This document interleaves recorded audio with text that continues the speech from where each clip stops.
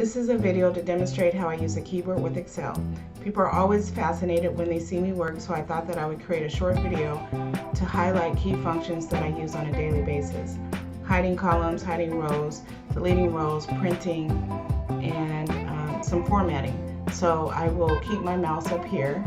So let's hide some columns. Then we can repeat that. And if we wanted to increase the column size and repeat it there, we can. We can also undo. And then we can also